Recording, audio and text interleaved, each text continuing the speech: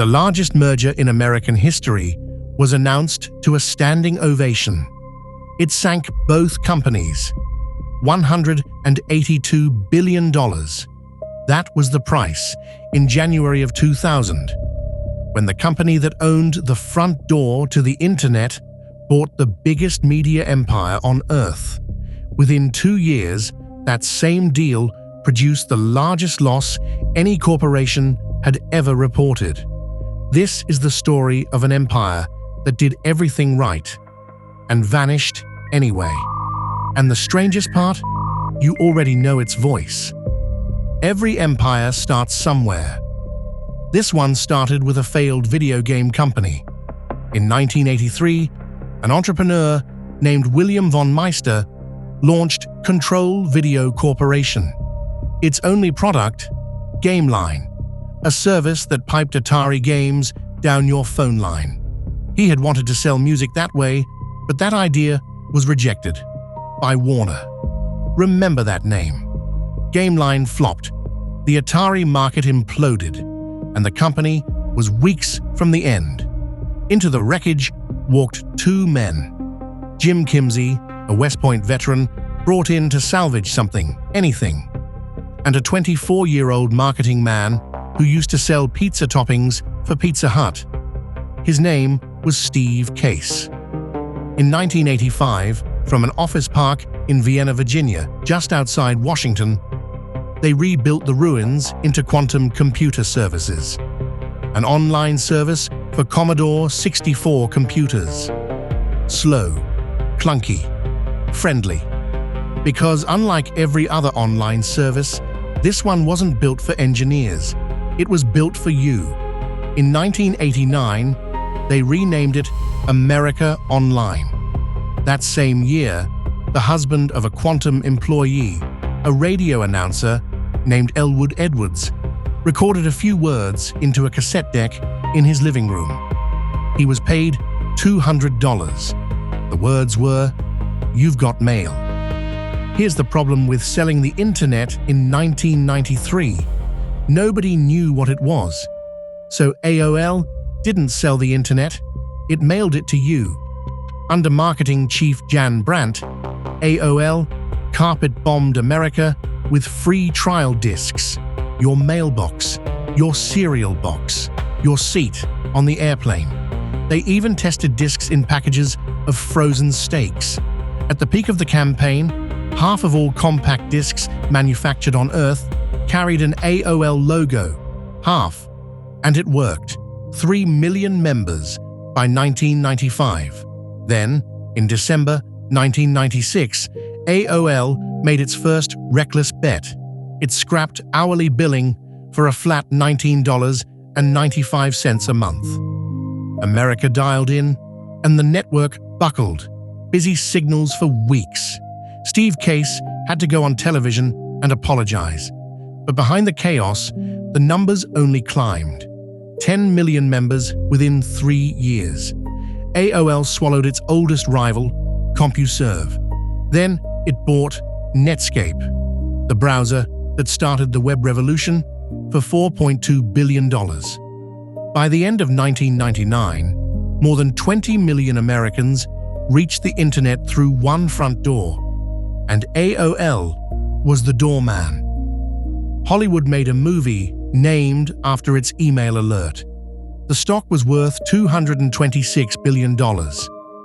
And Steve Case, the pizza marketer from a dead Atari company, decided it was time to spend it.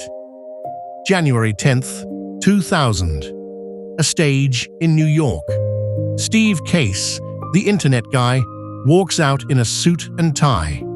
Gerald Levin, chief executive of Time Warner, the largest media company on the planet, walks out without one. The costumes told the story. The future had come to buy the past, and both sides were dressing for the part. AOL, a company with a fraction of Time Warner's revenue, was buying Warner Brothers, HBO, CNN, Time Magazine, all of it. $182 billion, the largest merger in American history.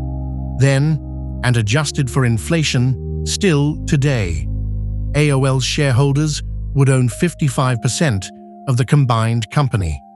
The room applauded. The press called it the deal of the century. And here's the detail nobody in that room could see. The Nasdaq hit its all-time peak exactly 60 days later. Steve Case had called the top of the greatest bubble in financial history perfectly. He'd traded paper wealth for the most real assets on Earth. It was the smartest trade of the decade. It just came chained to a catastrophe. The ink wasn't dry before the world turned. In March 2000, the bubble burst.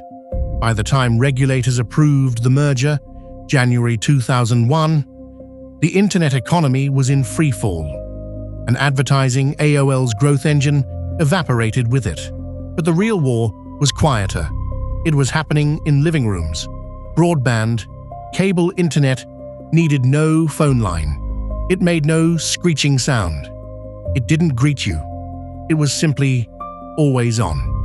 AOL's business was 20 million households paying month after month to hear a modem dial, and one by one, they stopped.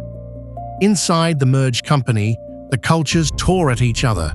The suits of old media against the t-shirts of new money, each side convinced the other was the problem. And then the accountants opened the books.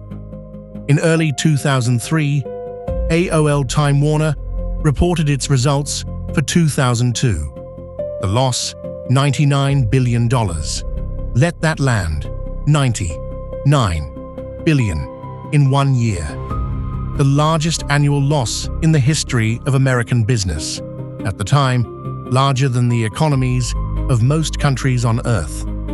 Most of it was a write-down, an accounting confession that the AOL half of the empire was worth a fraction of what everyone had agreed to pretend. The market had already voted. AOL's value collapsed from $226 billion to around $20. That same year, the company deleted AOL from its own name. Steve Case was already gone, resigned. Gerald Levin had retired. Years later, on live television, he would call it the worst deal of the century. His words. In 2009, Time Warner finally spun AOL off entirely, smaller than it had been the day the two companies shook hands. The empire that bought the past had been returned to sender. So what remains when an empire evaporates? A brand and a sound. In 2015, Verizon bought AOL for $4.4 billion, roughly 2 cents on the dollar of its peak. And buried in that deal was the strangest number of this entire story.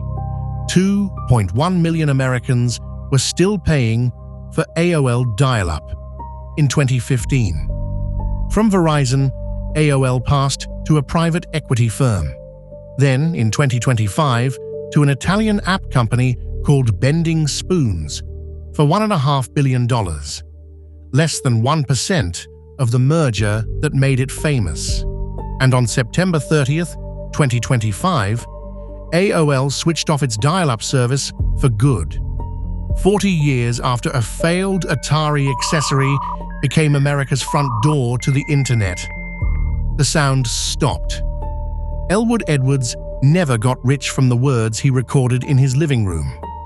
In his 70s, he drove an Uber in Ohio. Passengers would recognize the voice and ask him to say the line. He always did. He passed away in November 2024, one day before his 75th birthday. Here's the thing about AOL. It never actually failed. It grew faster than almost any company of its era. It sold at the exact top of the greatest bubble in history. It even ended up owning Warner, the company that rejected the whole idea back in 1983. And yet its name became shorthand for obsolete. Because business doesn't remember you for the trade you made. It remembers what you built and what happened to it. You've got mail, files done, goodbye.